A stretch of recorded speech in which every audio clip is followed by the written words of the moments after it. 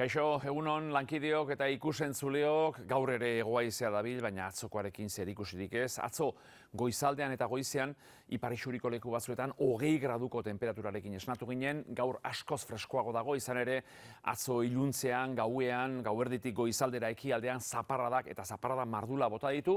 Dagoeneko fronteak ekialdetik alde egin du, hodei hondarra geratu zaizkigu, baina orain arratsaldera bitarte berriro ere hegoaizea ibiliko da eta beraz euririk pila bat ere ez dugu espero. Beste kontu bat izango da, arratsaldetik aurrera beste fronte bat hurbilduko dela, fronte okluitu bat, eta batez ere horrek ipar isurian, Bizkaitik sartu eta mendialdeetan, kosta partean, gero ekialdera egingo du, eta arrats gau parterako iparralde, Nafarro iparrean, Gipuzkoan gainera, ekaiz zaparrada bota izake, beraz berriro ere beltzera egingo du, baina egunez ostartea zabalduko dira eta temperaturak pikin bat gora egingo du. Atzokoarekin alderatuta, leku batzuetan, eta batez ere Siberu aldean eta 10 gradu gutxiago espero ditugu, Atzo Maulen adibidez 27koa izan zen beroena, gaur 16-17an geratuko da.